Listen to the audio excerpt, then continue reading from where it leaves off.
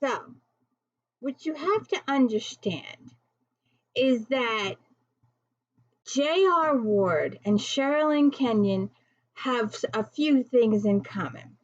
Besides being vampire sort of kind of novels, they also love to torture the hell out of their male leads. Torture them, destroy their self-esteem, do horrible, horrible, horrible things to them. She recently revealed one of Sherilyn Kenyon was doing a podcast, and she said she had a torture scene that was over 2,000 words, and she was going to trim it for the book. And I was like, why? Why do you torture these guys so badly? But anyways, we are here to talk about J.R. Ward, Book 3, Lover Awakened, or technically kind of sort of Book 4. If you've been following the series, we did start with the prequel, so please check out Darius and my video for Dark Lover and my video for Lover Eternal. Please check those out. We are working our way through the series. We are on Book 3, Lover Awakened. And welcome to the D. Louise book series. It's nice to meet you. My name is Christina, K-O-S-T-I-N-A. Hope you're having a good day. Hope we can be friends. Maybe you can subscribe, like and subscribe to my channel. That'd be nice. That'd be awesome. But we are going to do and be warned in advance that all of my 800 videos are all spoilers. Every last one of them. Spoil, spoil, spoil, spoil, spoil, spoil. One of my podcasts that I listen to, they've got a little toy from one of those 80s games, and beep, beep, beep, beep, beep, beep, beep, beep, beep, beep. So beep, beep, beep, beep, beep. Spoilers, spoilers, spoilers, spoilers, spoilers. Beware of spoilers. Also beware of the fact that I read a lot of the book, too, because I like to share. I like and enjoy these books. But this book is ZSADIST'S book, and he was used as a slave. He was stolen out of his parents' house, and he was used and tormented and tortured as a slave and used. You wouldn't believe it. Of course, the only person that has a worse childhood in creation is Acheron. Sherilyn Kenyon's Acheron. And I always tell people, we will do that series later on. But if you read Acheron, the first time you read it, read the whole book. If you enjoy heart-wrenching stuff, well then continue to read the whole book on your rereads. But if you can't handle the torture, start with part 2. Much better modern day stuff. But the stuff that happened in Acheron's childhood is just absolutely heart-wrenching. And it just tears your heart out. But if you're one of those people, and I know you exist because you're out there, you always post it on Facebook, give me a book that will kill me, or bring me to tears. So here, if you don't have enough tragedy in your life, take Acheron. I read to happiness, to escape, for enjoyment. I don't want to get all depressed. So in this last book, we ended this last book, which was Rage and Mary's book. And Rage had some issues too. But at the end of the book, Bella has been kidnapped. Bella is Revenge's sister, and she was also trying to get close with ZSADIST and Fury at the end of the last book. And it turns out that she's really in love with ZSADIST. Now, in this book, she's been missing for over 6 weeks now. There's been no information. Did you see that freight train that just went by here? But anyways, she's been missing for 6 weeks, and they've had no information. But it turns out that they've had Bella in one of those silos in the ground type situation. And she spent all these weeks thinking of ZSADIST, thinking of her family, trying to, hopefully someone will rescue her day by day.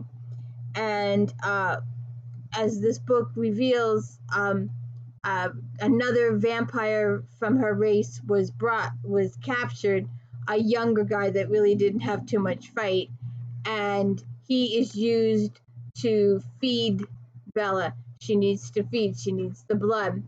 And what are you doing? Come over here, you.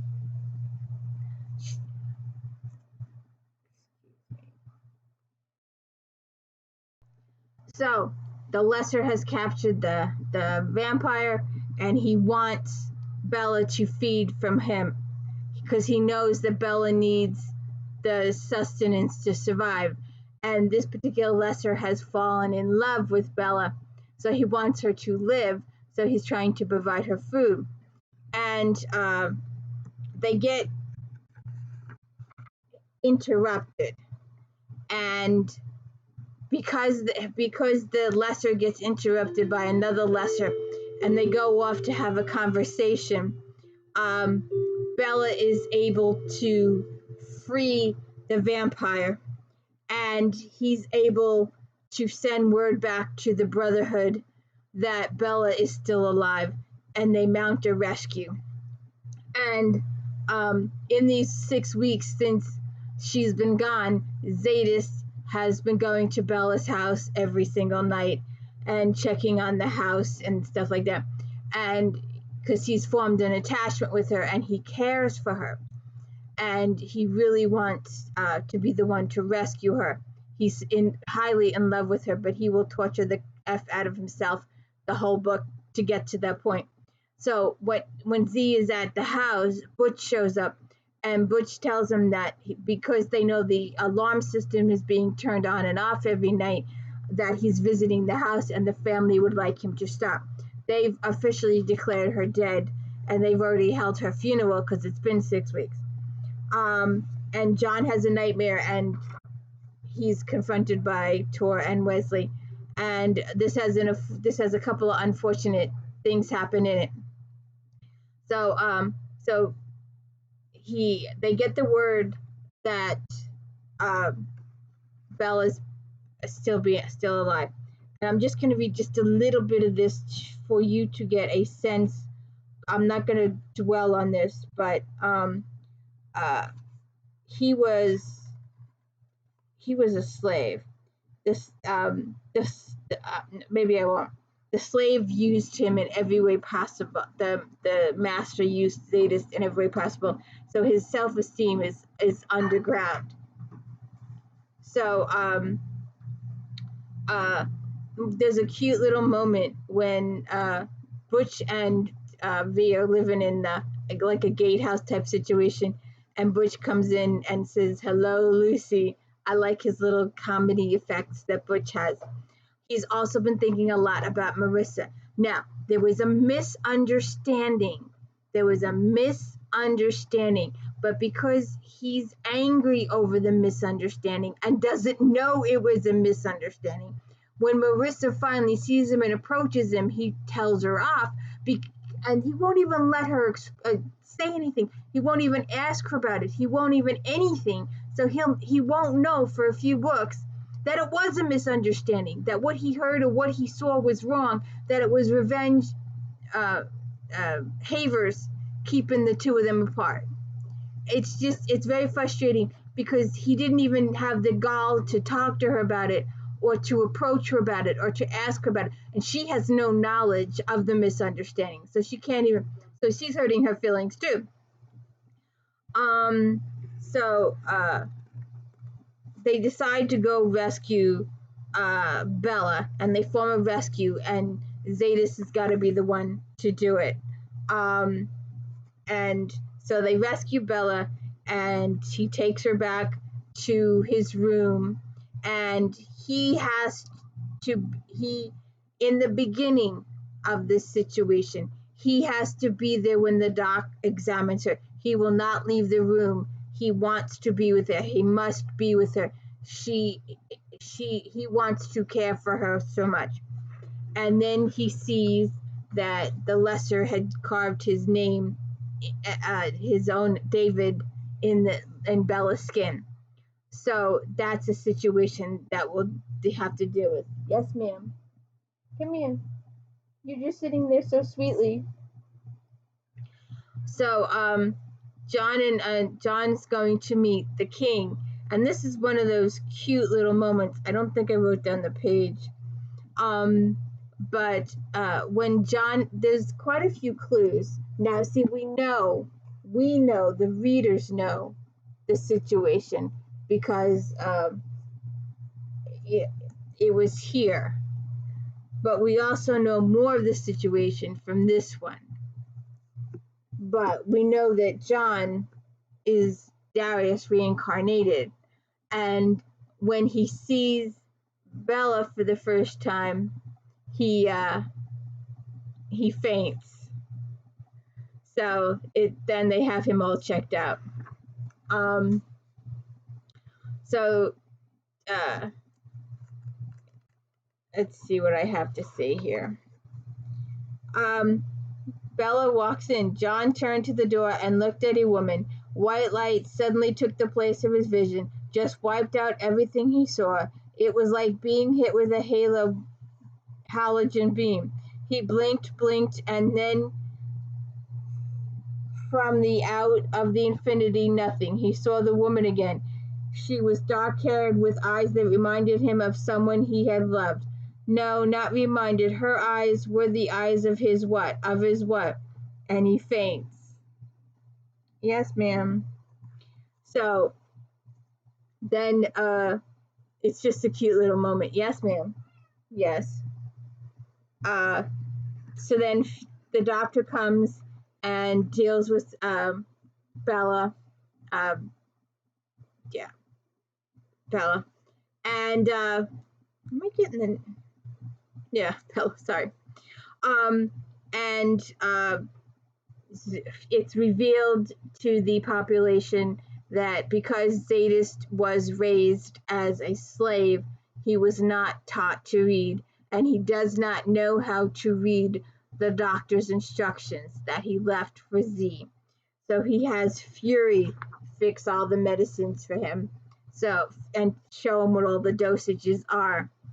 So then we get some more information about Z's life as a slave.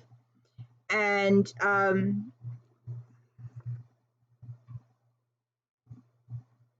they just John has been seeing Havers, and John needs Havers tells John that he needs to see a therapist about what happened in his past, but John doesn't want anybody to know, so they're going to keep it on the down low, and he's going to go see the therapist without telling anybody. They're just going to go like to Havers. So, and then John and Tor and Wellesley are trying to expose John to more and more of the Brotherhood, and they try to set him up with this Sorelli girl, and John's just not comfortable with it. He's just not ready yet. So Bella goes to because Z was a slave, he slept on the floor naked, even if he froze to death. And even though he's been not a slave for like 20 years now, he still sleeps on the floor in sub-zero temperatures and freezes to death because in his mind, that's what he deserves. That's who he is. He's still the slave, and he hasn't gotten that out of his head yet. And that's going to be a big issue in the book because he doesn't believe that he deserves anything good at all. He just totally believes that he is still a slave, even though he's fighting for the Brotherhood and he's defending the vampires and all this kind of stuff, and he's a fighter for good. He still believes in his mind that he's not entitled to any of this stuff. He doesn't deserve any of this stuff, and he doesn't deserve Bella. Now, he's absolutely 100% in love with Bella, but because he feels he does not deserve her, he will hurt her and himself and be angry with himself for doing it, but he's going to do it anyway because he doesn't believe he deserves her. And he even tries to push her on his twin brother. Go be with him. Let me suffer in my pain, because he deserves that. He absolutely 100% believes that he deserves to suffer in agony. sleep naked on a pallet on the floor in Sub-Zero room because that's what he deserves. He doesn't believe that he deserves anything good. And when Bella sees him on the floor, she decides that she's going to lay on the floor with him. And the Brotherhood, before they left, they made Z raise the temperature in the room because it was too cold. So when Bella sees him on the floor, she's in love with him, and she knows she's in love with him. So she takes a blanket and pillow to go lay on the floor with him. But because he believes that she doesn't deserve to lay on the floor, they go to the bed. So Fury, we also revealed that Fury has a drug problem, a serious drug problem, and that's going to lead to some issues later on. Z has some moments with Bella, and he has panic attacks because, again, he doesn't believe he deserves any of her love or her care or anything. And Zeta stood between the jams, naked to the waist, black eyes burning.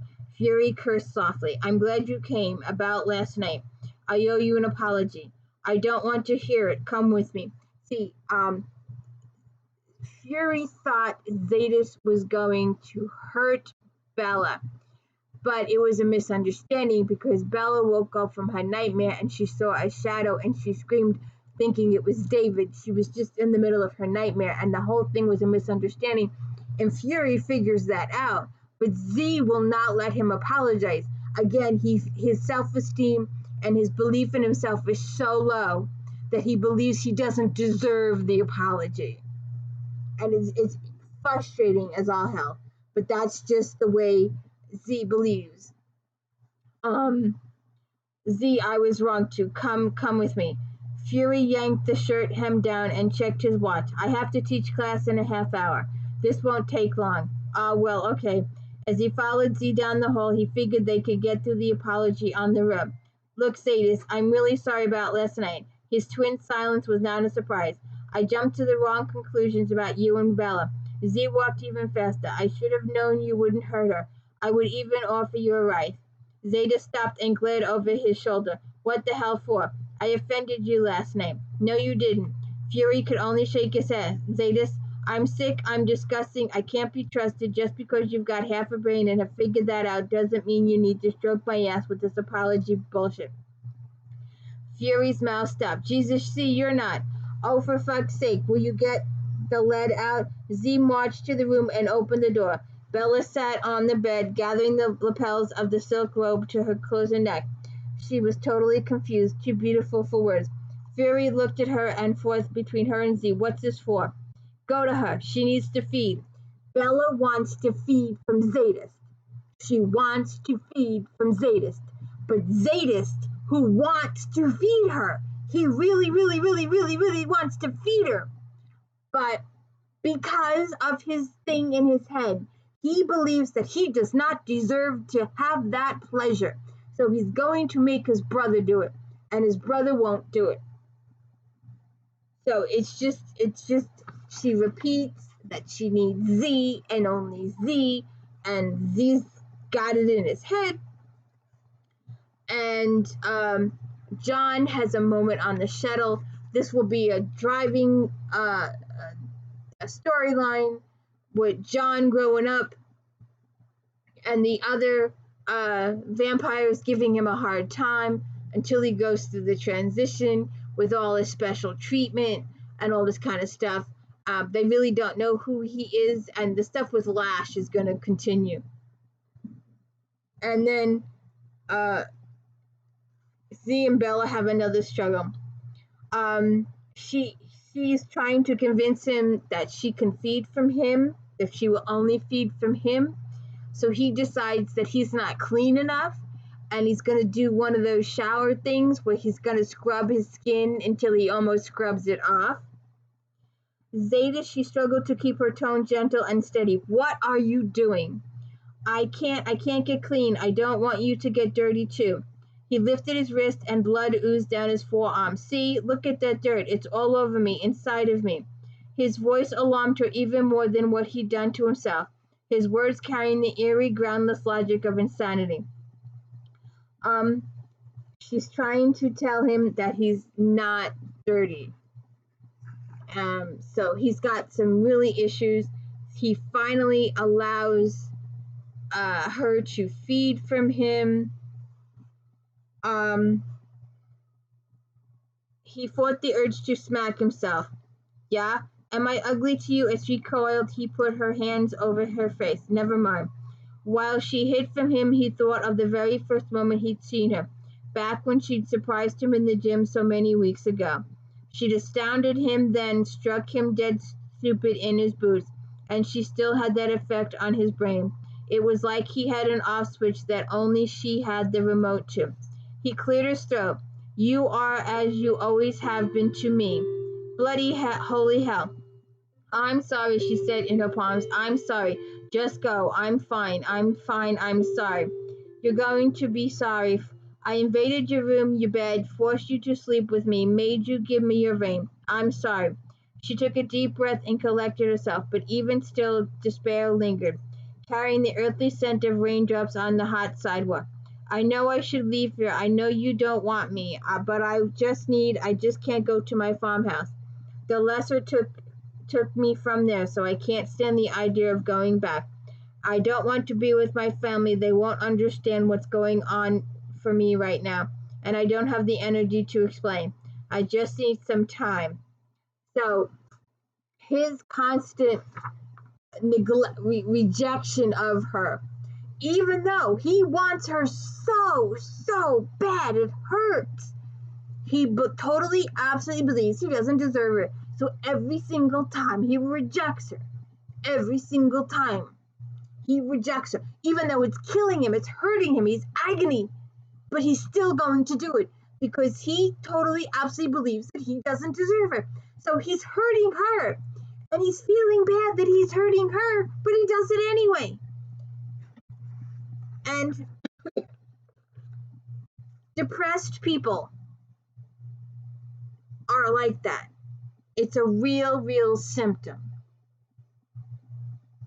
I won't shower. I know I should shower, but I won't shower. And I'm growing mold, and it hurts my family to see the mold, but I'm not gonna shower because I'm punishing myself. Depressed people will do that. They know they need to do something, but they won't do it, and they're angry with themselves for not doing it, but they won't do it. So the more they won't do it, the more they feel bad about not doing it, and the more they punish themselves and hurt themselves and beat themselves up. And that's what ZSADIST'S is doing. But now it's affecting Bella. Bella's getting all this stuff in her head too.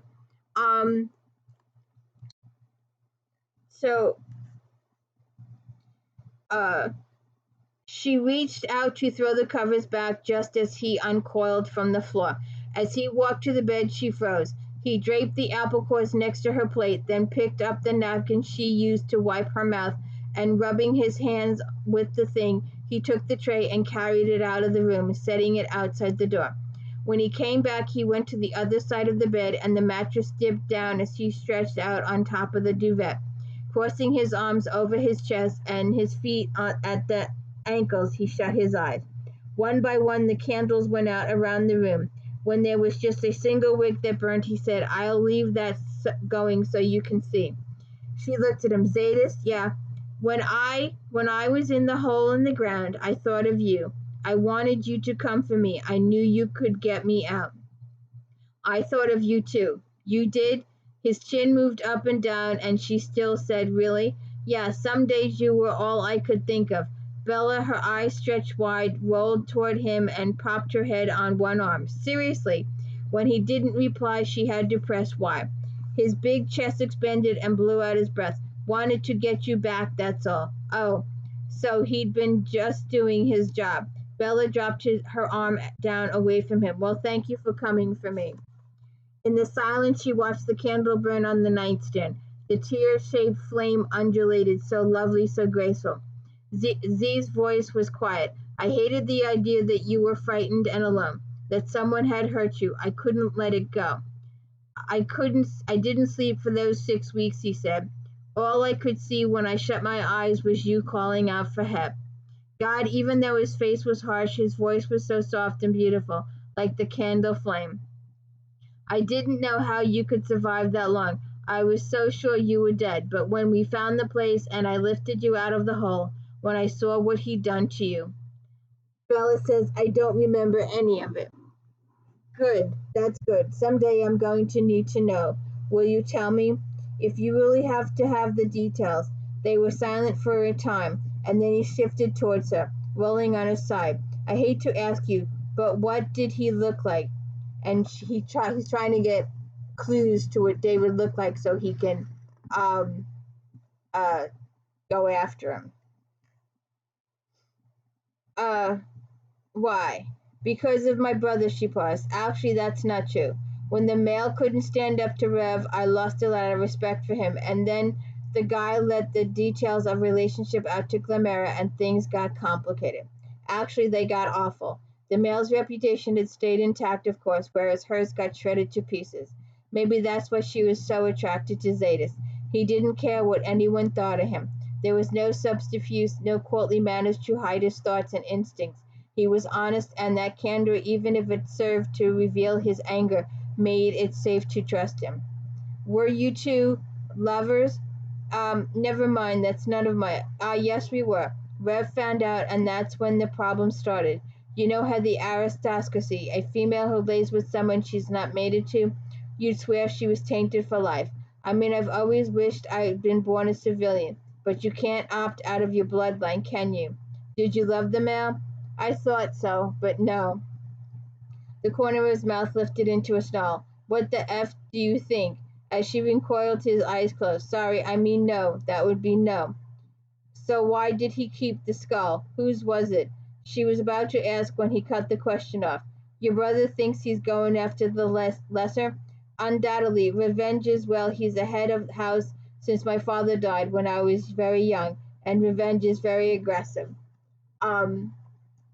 Eventually, the lady that enslaved Zadis was killed. Those details are in here. You can read that part.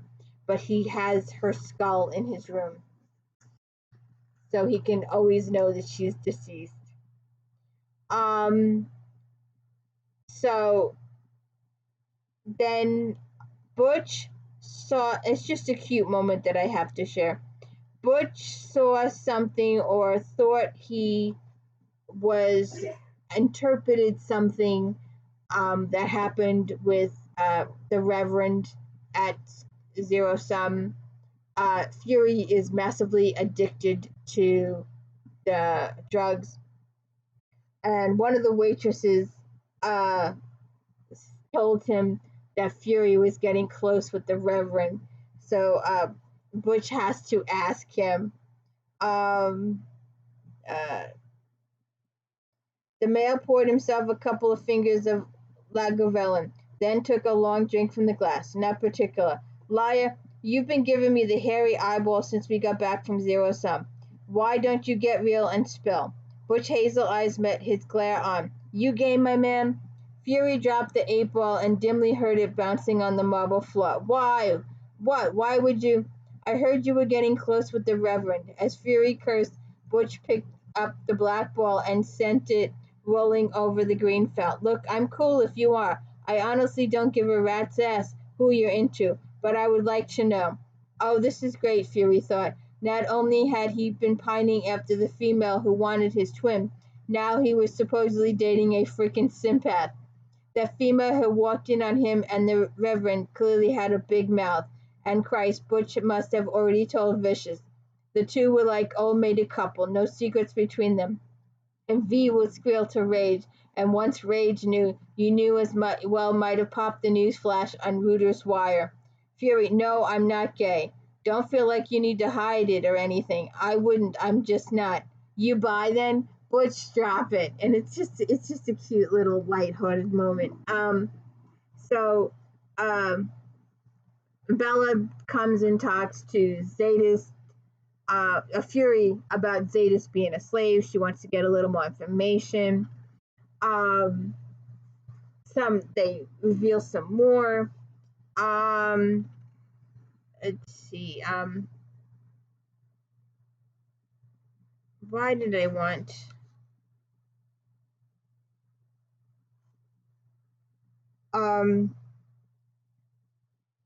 Oh, John's blood tests come back from Havers had taken his blood after he fainted in the office a couple of chapters ago.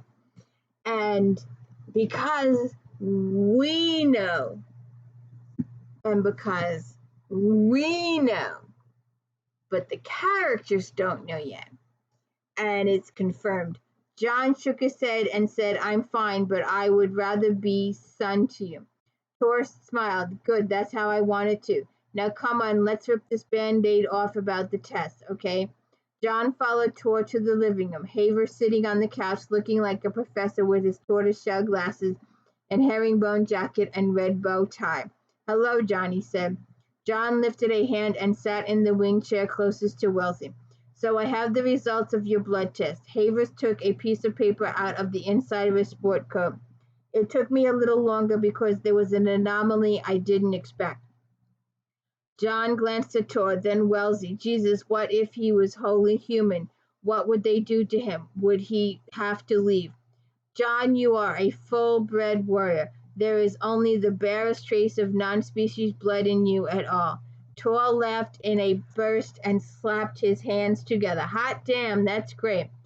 John started to grin and kept going until his lips totally disappeared into a smile. But there's something else. Havers pushed his glasses higher on his nose. You are of the line of Darius of Markheim. So close you could be his son. So close you must be his son. A stony silence overtook the room. John looked back and forth between Tor and Wellesley. The two were frozen solid. Was this good news? Bad news? Who was Darius? Going by their expressions, maybe this guy was a criminal or something.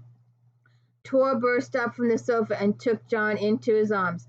Squeezing so hard the two became one. Grasping for air, feet dangling, John looked over at Wellesley. She had both hands over her mouth and tears were rolling down her face. Abruptly, Tor let go and stepped back. He coughed a little, eyes shimmering. Well, what do you know? The man cleared his throat a number of times, rubbed his face, looked a little woozy. Who is Darius? John sighed. Tor smiled slowly. He was my best friend, my brother in fighting. I can't wait to tell you about him, and that means you have a sister. Who? Beth, our queen. Rashellen. Yeah, about her, Haver said, looking at John. I don't understand the reaction you had to her. Your CAT scans are all fine, your EKG, your CBC are all fine. He doesn't know why he had the seizure when he saw Bella. Beth. So that's some interesting good news, but we all know that. So there's some stuff with revenge and John with that chick, and he really doesn't want to deal with her. And there's stuff that goes on with Bella and Sadist, and he wants to be the one to go after the lesser. Oh, there is a cute scene in this book, and those of you, and I'm gonna see if I can post this on Jana D. Leon's site. In Jana D. Leon, the Misfortune series, I've done all the books on my videos, so please go check those out if you're interested in Jana D. Leon's Fortune Mystery series. In one of the more recenter books, in the middle books, she's dealing with, she has a couple of guys that are zoners, and I forget what the guy's name is, but they're drugs addicts, but they're a little spacey, and they make potato launchers to defend the house. And in in this book they're making potato launchers, and it just struck me as funny. Um, Fury lit a blunt and eyed the 16 cans of Aqua Net that were lined up on Butch and V's coffee table. What's doing with the hairspray? You boys going drag on us? Butch held up the length of PVC pipe he was punching a hole in. Potato launcher, my man, big fun. Excuse me? Didn't you ever go to summer camp? Basket weaving and wood carving are for humans, no offense. But we have better things to teach our young. You haven't lived until you've gone on a midnight panty raid. Anyway, you put the potato in this end, you fill it the bottom with spray, and then you light it. V cut in his bedroom. He came out in a robe, rubbing a towel on his wet hair. Makes a great noise. Great noise. V, you've done this before? Yeah, last night, but the launcher jammed up. Potato was too big. Damn Idaho bakers. We're leading the Redskins tonight. It's going to be great. Of course, trajectory can be a bitch. But it's really just like golf, V said. It just cracks me up. I just had to share that little moment. So it just reminds me of Janet Elam. And we have some more incidents with Bella and Z, and him pushing her away, and her wanting to see him, and him pushing her away. And there's a couple of sad moments. There's something sad that happens in this book that I will not spoil for you. It's a tragedy, and it changes the whole rest of the series. But there's also a scene when Fury and Z had gone after the Lesser, and they get injured, and they're at Havers, and Butch is there with them. And this is the moment where Butch has the opportunity to talk with Marissa and clear the air. But no, because he totally believes that the misunderstanding occurred, he doesn't even give her a chance to explain. And technically, she doesn't even know what happened. She has no clue that he's got this misunderstanding. And she tries to talk to him, and she tries to ask him to call her, and he cuts her down 6 ways to Sunday. She doesn't get the chance to ask why he's treating her this way. He doesn't confront her with his misunderstanding. I hate when authors do this, but a misunderstanding drives two people apart, and only one person is aware of the misunderstanding. Marissa's not even aware the whole thing occurred, and she doesn't understand why Butch won't talk to her. So we're just going to go through the rest of this real quick. But this stuff with Z, and at some point, Z needs to feed desperately. He's been injured. He needs to feed. And Bella wants him to feed from her. She wants him to feed from her. And what does he do? Right in front of her face, he bites a hooker. Right in front of her face, he bites a hooker because he feels he doesn't deserve to feed off her.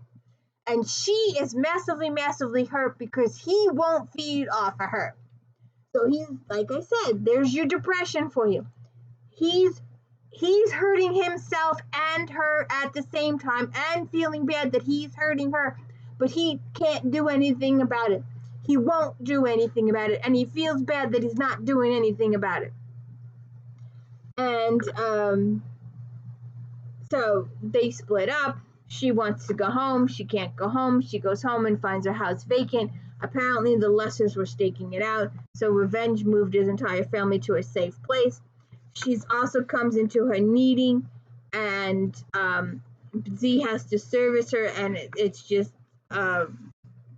and then they break up at the end, and they go their separate ways for a little bit.